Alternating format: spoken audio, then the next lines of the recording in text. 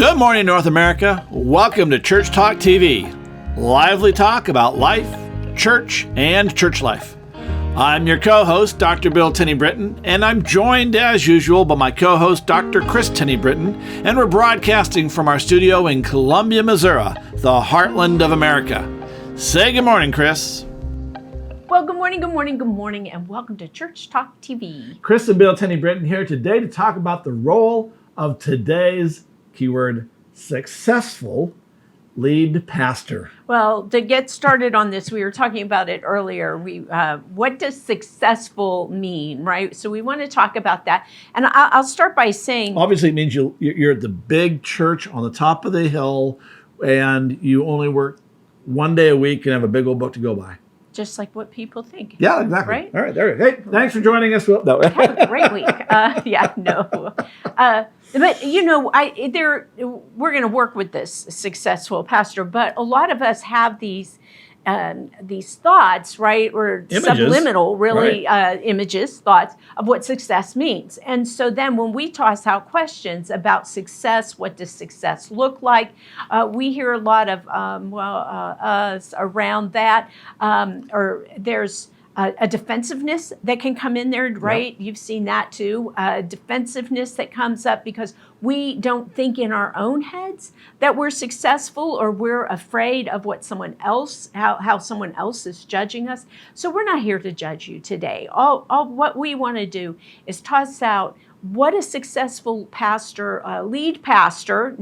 You may be a solo pastor. Same deal. You're the lead, okay? Right, that's right. So we're talking about what a successful lead pastor looks like, but within terms of what you and your ministry could, or maybe, I hate this word, should look like. Okay. All right. And want to add to that? The reality is that when I have conversations with folks that I'm either working with or we're talking about working together, that's one of my key questions is, so what would success look like for you? And you pointed out today I had a conversation and the pastor immediately says, well, the success for my church would be, and there is this collapsing of is it my success? Is it the church's success? And is it okay that if the church, can I succeed? Is it okay if I succeed? As opposed to my church succeeding. And folks, it's both and. If you're successful as a lead pastor, then we hope that the results of that, the outcomes of that is, of course, your church should become increasingly successful. But that's not always the case. Right. And I really do want to bring that point home, is to say that we're going to look in a little bit about measurements of church growth, or measurements of growth, right? Church success, right? So a lot of us are going to think, oh, wow, I'm not successful because my church isn't successful. But a church can't be successful if the pastor isn't, or unless you've got some really awesome leaders up there behind the pastor. Well, and the reality is that often a church pastor, and this is a reality, the pastor can be doing what the pastor needs to do and be succeeding in those things. Right. And the church is undermining flushing everything that the pastor's doing. That's on the church, not the pastor. Now, we both stand by John Maxwell's "It all rises and falls on leadership."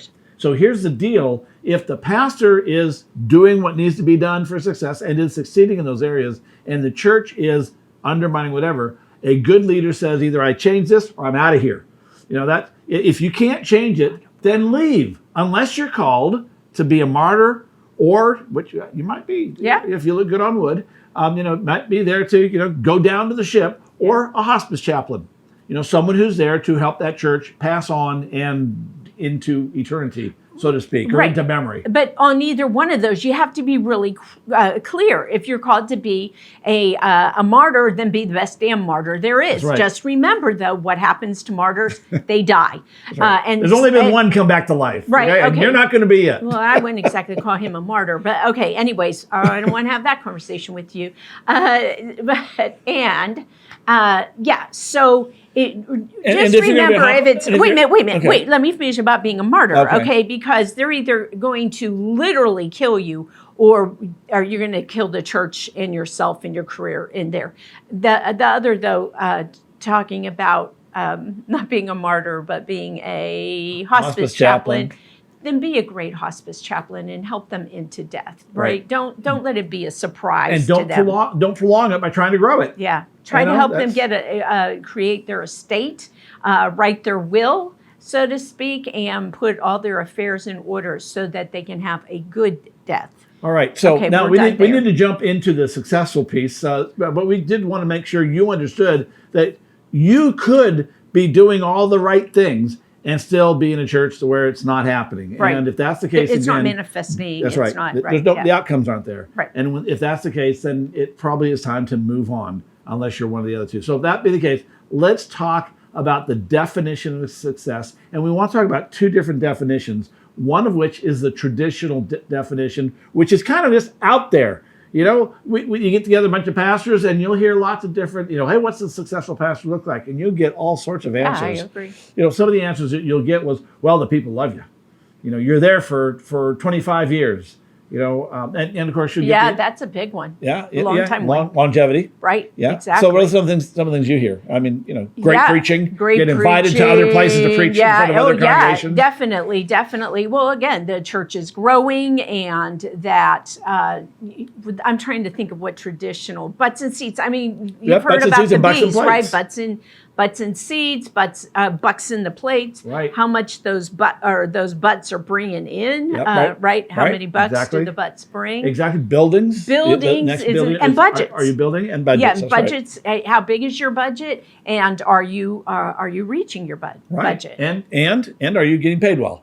Oh yeah. And so some of those. Don't get me wrong. We're not talking about being jaded or whatever. We're just talking about when you get together, you just hang out. What do y'all talk about? Very often, the definition of success is kind of ephemeral. It's kind of like, well, this is what success looks like, etc. Yeah. Well, the other thing that I hear a lot about, or I see actually at pastors' gatherings, ministers' meetings, you either talk about, there's usually one or two about how great everything is within those terms, right? With what we're talking about success. Or we don't want to talk about it because we're not feeling, again, successful, or we're just, you can get the whole crying corner, that where everything is so bad. And it's easier to complain and see a whole ministers' meeting. In fact, I stopped going to them years ago because everybody was complaining or posturing. And I just want to go on in those conversations, not the crying conversations, right. But even if someone done crying, sometimes you need to cry. They look at the pastors will look at the successful church, the big church on the hill, and they'll throw rocks at it and say how they're preaching wrong, or they have bad theology, or they're just pandering to the people and tickling their ears and so on.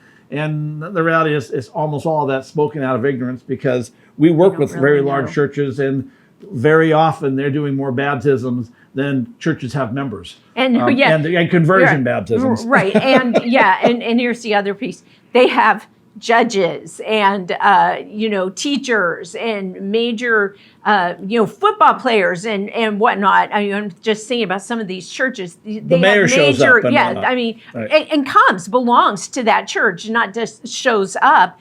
And these are not stupid people. They're not easily led. They're not sheep or anything like that. That really is where it is. That it's not about pulling wool over the people's eyes or bad theology or whatever. So again, traditional definitions are so out there that they're not worth a whole lot. Right. So next thing is talk about what is today. When we talk about what's success today, and especially with the Effective Church Group, and other consulting firms. I mean, I think most of our consulting firms and our competition, we're all the same. Colleagues. Yeah, our colleagues. Yeah, exactly. We're all in the same. We're doing the same thing. We're working hard to grow the church and make disciples of Jesus. Right. The bottom line is, folks, is that we have some agreement about what that looks like, and some of those are things like, butts and seats is important. We're all about the numbers, because the more people who are coming, the more people's lives are being transformed. We have options of being transformed. So is your congregation growing numerically? And again, when we ask that question, so often we hear about how many people died in your church the last and we talk about, right, for years and years, decades, we've heard, and then we've talked about, you have to bring in so many people to make up for the deaths and the moving and transients. Attrition. We live in a high transient time nowadays in most of our communities, but that's one of the modern. So when you talk about attendance, there's another piece of attendance, and that is how many first-time visitors are you getting. When I talk about first-time visitors, I'm not talking about you get to count 5 who came from one household and came in one car. When I talk about visitors, the number of visitor count, it's households. How many households showed up per month, per week, per year? And how many returned? And that's the next question: is how many of those returned? Because you got first-time visitors, then how many become returning guests? Right. And those are numbers that we track. And they're important to track because, again, if you're not, we're going to go into the next piece, which is if you're not measuring for success, then you'll never know whether you're succeeding or not. It'll just either look good, sound good, or, Or you think you can fly under the radar. Right, exactly. Right? So let's talk about some of those metrics of success. And you've done some work with this. And I have. She's I have to pull them out because I can't remember them at the 6 matrix of success, essentially, I believe, is what you have. Yeah, ways, and I just made it go away. 6 measurements of success. Here it goes. Is it in Evernote? Nope, it's in my Dropbox. Oh, all right. And I went on airplane, so it's not there. Okay, well, let's see if we can put it together, and I think we can put it up somewhere. Okay, so you've got attendance, and, are you growing numerically? Another one is growing spiritually. And the way you... And we get a lot of pushback of, you can't measure spiritual growth. Yeah, you can. Yeah, absolutely, you can. Right. And if you're not, you probably aren't moving forward with spiritual growth in your congregation. So how many people, what percentage of your attendance is actually participating, right, in a group, a small group? An adult faith formation group. Faith formation, spirituality centered, not a discussion group. Well, not you can do not Sunday school. Not Sunday school, not reading a book or anything else where you're doing real work. And I would add today in a discipleship group or grouping that you're, one-on-one, two-on-one with someone else, right? A microgroup. Right. And another ways of measuring growth, and this is connected to spiritual growth, is stewardship. Are your people growing in their stewardship? Are you seeing people who are moving from 1% of their 1% of their giving to 2%? Have they doubled? Have they, added $1,000 or $100? And what's your per capita giving? Is your per capita giving growing? Right. Okay. So you've got giving, the stewardship, the spirituality. We miss baptisms. I was just going to go back to that. That's evangelism. Right. Evangelism. So you're going to measure evangelism and baptisms. Yes, under the age of 18, but most importantly, over the age of 18, where people are actually able to make that decision on their own. Less biological growth, and more conversion growth. Okay, yeah, thank you. All right, so what was that? Evangelism. Another way of measuring growth is participation. What percentage of your attendance, is participating within the life of the church? And not just Sunday morning worship, but in the life of the church. Exactly. The community reputation. Community reputation. That is my favorite one. That's where you go out into the community and you've got people knocking on doors asking about that church up the street or asking about, that Methodist church that's up there on the main street. And you're waiting, have they heard of the church? What do they know about the church? And if you do what's the general impression? What is their impression? What do they know about it? And then you're writing down the words they use. Are they positive? Are they negative? And or neutral. Or neutral. Right. Or anything. We've been to a lot of churches and have done this, done the neighborhood canvassing, and they never have heard of the church. Right. Or it could be a prominent church. There have been those cases. The church is prominent and they know nothing.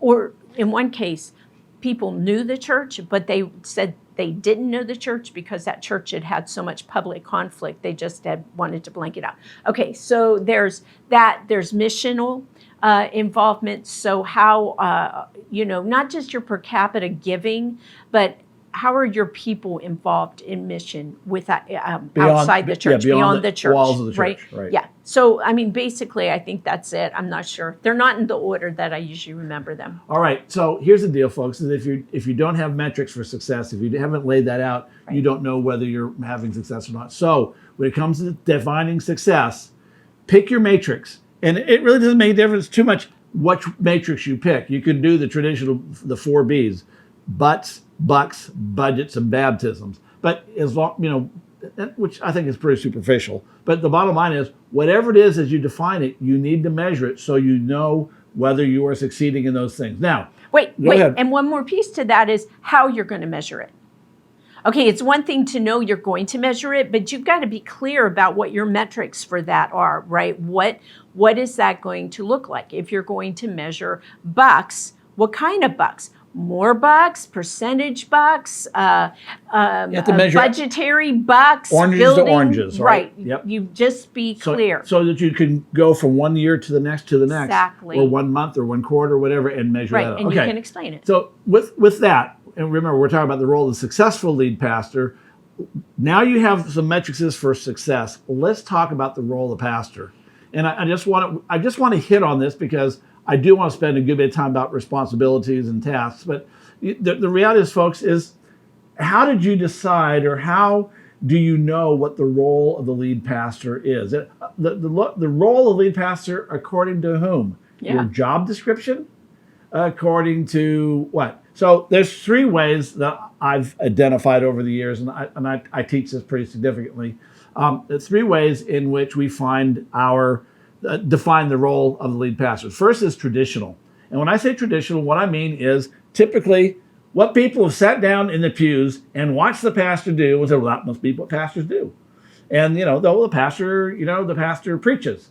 The pastor keeps office hours. The pastor visits the sick. And the shut-ins. And the shut-ins and the pastor, they've seen things and they've decided in their own mind, traditionally, this is what they do. Now like I said, there's nothing wrong with that. It creates some problems. A lot of us inherit that. Right, we inherit that. Exactly right. And, let's be honest, when you were raised in church, you saw, if you were raised in church, you saw what the pastor did, and that was your first impressions of what a pastor's role was. The problem with that is this tradition. Right. It's just handed down, and it's just common knowledge. And, that common knowledge is often not really common, and it goes from one person to the next and one church to the next.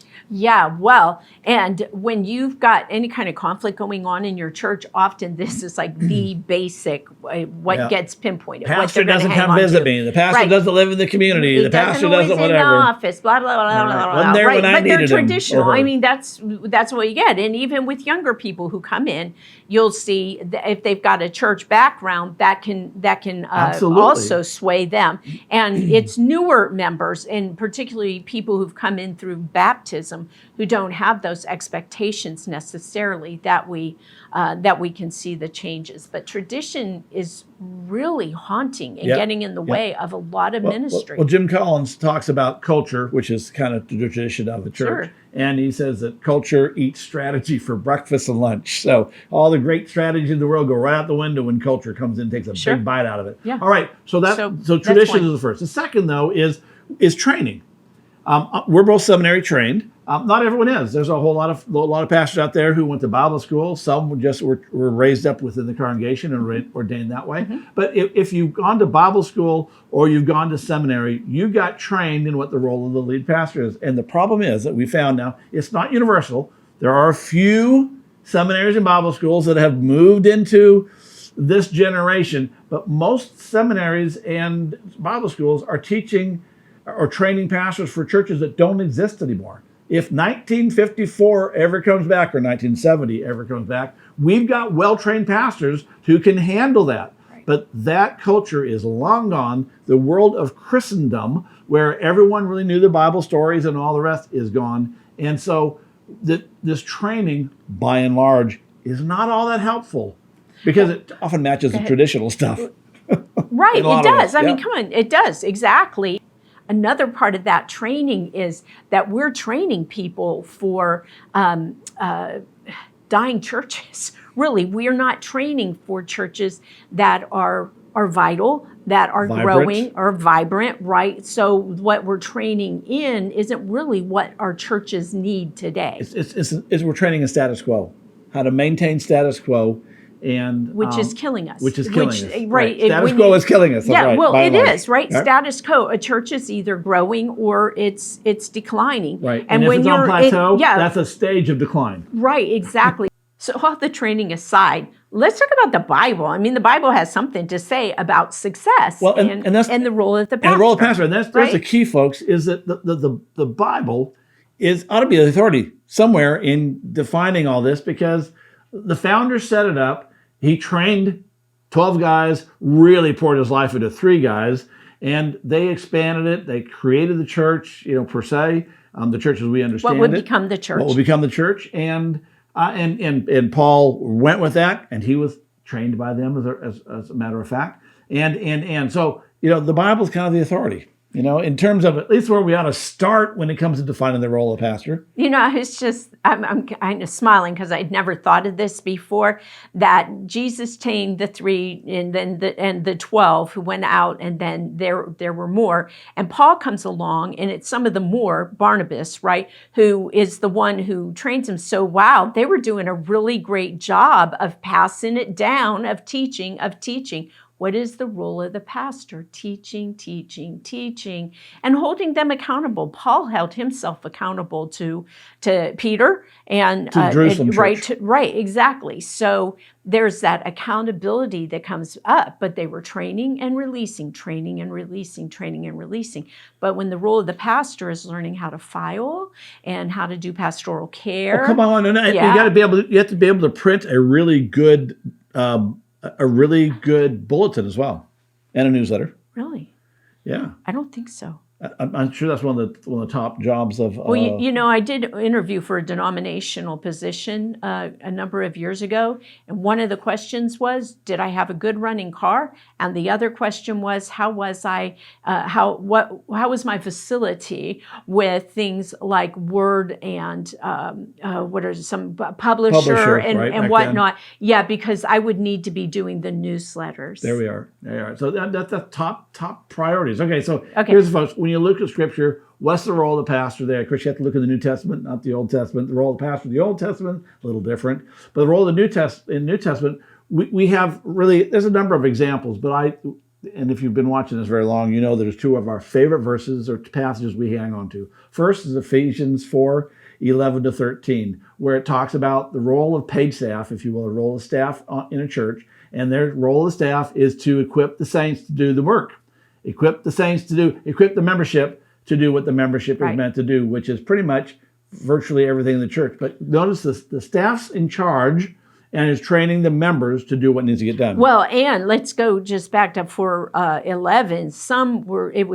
Jesus gave to some to be evangelists, others to be pastors, right? Others to be teachers and preachers and prophets, exactly. And evangelists. Oh, I thought I said evangelists up front. Oh, well, I don't do them in order, as you well know. So, yeah, I mean, it's some are this, some are that, some are that, some are that, some are that, not end all be all. Right.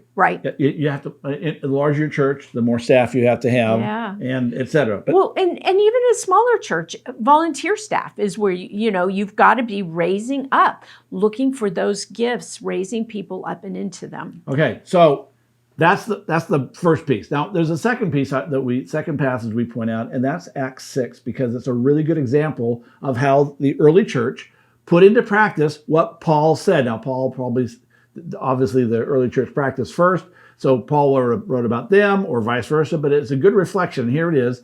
Acts 6, they have a problem in the food pantry management issue, and the church goes to the pastoral staff and says, we don't know what to do. And what does the pastors do?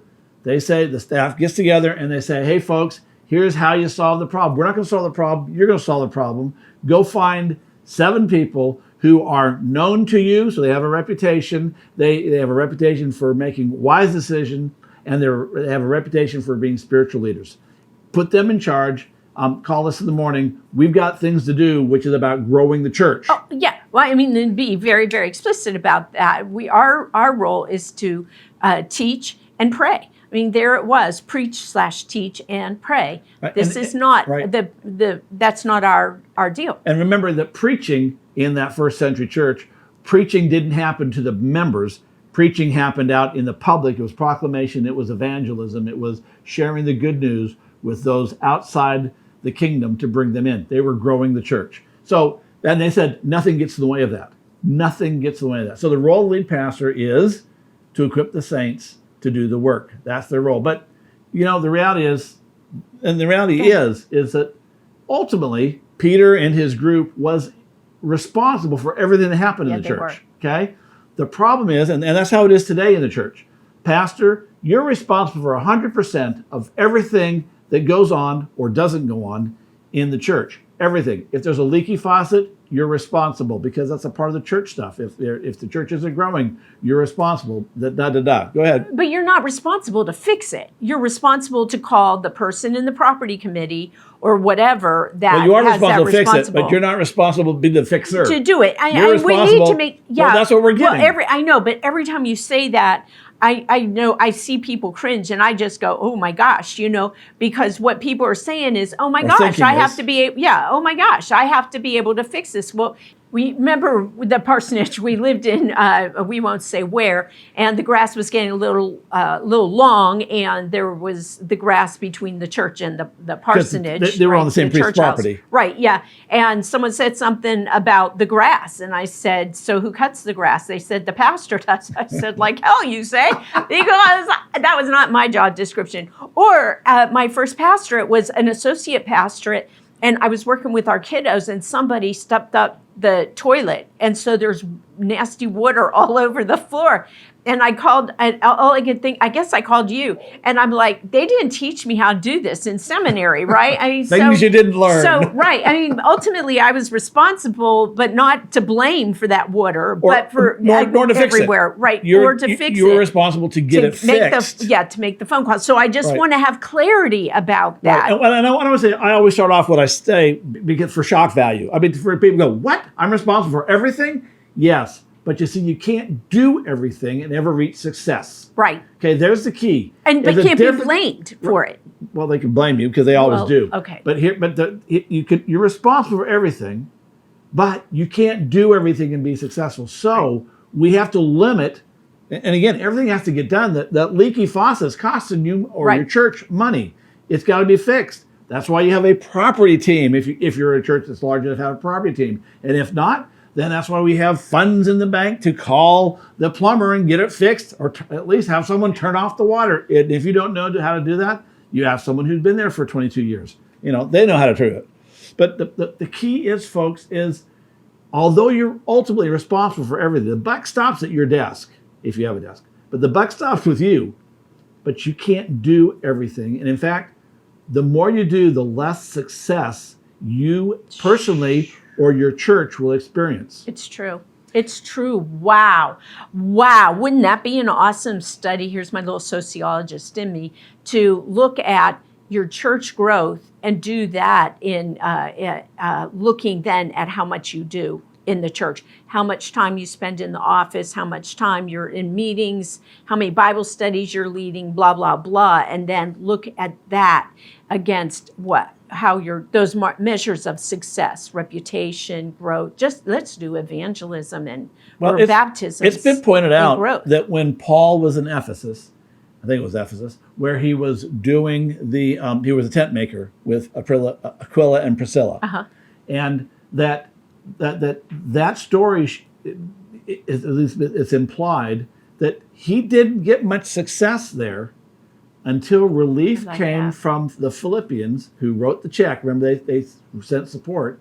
It freed him up from his bivocationalism, so he could put full-time work and energy into the ministry. He was able to do less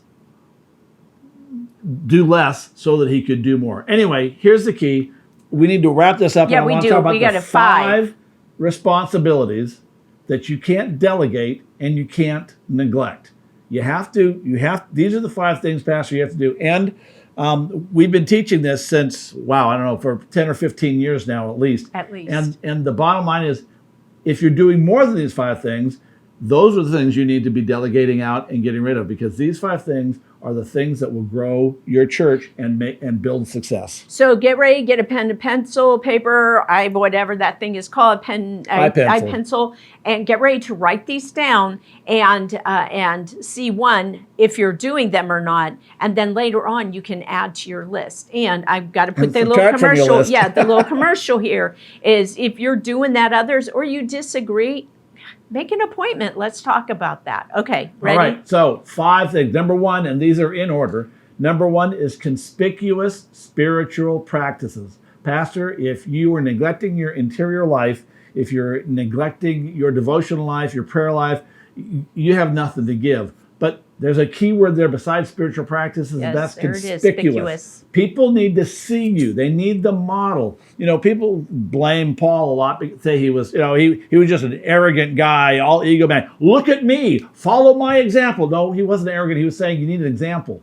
You need to look at people. And he was real clear he wasn't perfect. Go back, read Romans. I'm the worst of the worst. But he said, you need a model. Pastor, you need to be modeling. People need to see you praying. They need to see you in devotional and doing devotional time and etc. So conspicuous spiritual practices, number 1. Okay, the second one is mission and vision alignment. We talk about vision and mission. We're not talking about it today, but you are responsible for making sure everything in your church is aligned with that vision and mission. How are your events promoting your vision and your mission? How is your preaching promoting your mission and your vision? Writing it down every week when you write your sermon. How is this promoting our mission and vision? Over and over and over again. So clarity about that mission and vision. You can watch a previous episode of Church Talk, or just stay tuned because there will be more. But how is this aligned? And where is it not aligned? Again, put on your calendar, make a mark every 3 months. March is coming. And where have we strayed? And this is another good reason, another ad for why you need a coach. All right, number 3, evangelism. You don't get to pass this off as well as church's responsibility. Pastor, if you're not doing evangelism, your church isn't doing evangelism. Now, remember that evangelism isn't knocking on the doors. Hey, if you died tonight, you know for sure you go to heaven. That doesn't work anymore. It did in the 1980s, but it doesn't work now. But here's the deal is practicing evangelism, building relationships with unchurched people, committing your time with them and helping them see the gospel in you. And of course, hopefully seeing it in your congregation. So evangelism, one of those things you can't delegate nor neglect. But make sure you're not the only one doing it, okay? That's really another deal. Yeah, you're responsible for it, and no, you can't delegate it, but you better be teaching. Modeling and teach. Training. Teach and teach. Okay, 4 is team development. Okay, we keep saying you're not in this alone. There are gifts. There are many different gifts. There are these 5 roles, right in Ephesians 4:1:1. 5-fold ministry. The question is, who's on your team and how are you developing them? How are you developing others? But then how are you bringing those people together in team-like activities? Effective staffing for vital churches talks about your dream teams. You need 2 dream teams, an administrative team and a ministry team to make it all happen. And you want to make sure those are the right people in the right seats doing the right thing. Last is fundraising. No pastor ever wants to hear this, but the bottom line is, Pastor, we're not talking about the stewardship drive. We're talking about fundraising, and that comes down to your preaching. It comes down to your understanding how to do fundraising in your church. We're not talking about bake sales or trying to fleece the neighborhood and teach the whole neighborhood that, yes, exactly, you're right. The only thing we want from you is your money, so come to our rummage sale. It's not about that. We love you. Yeah, that's right. Yeah, we love you, but also we want to love your money. Please come to our bazaars and pay for our bills. The bottom line is that, folks, Pastor, you need to understand fundraising in a church today. And we talk about this a lot. I have resources for it, but it's more than your annual stewardship drive. It's an ongoing thing. You should only talk about money in the pulpit as often as Jesus talked about money with the crowds. Wait a minute. He talked about that more than anything else except for the kingdom of God. He talked about money because people's relationship with wealth is a huge deal. Folks, we are out of time, but those are the 5 responsibilities you can't delegate or neglect. We've defined success for you, or you're defining success for you. You know how to measure it. Folks, this is an episode that you want to bank on because it will help you grow your church. And share it with your people, your leaders in your church. Use it as part of your team building time. There we are. We have to go. All right. See you next week. Have a good week. Bye-bye. Bye.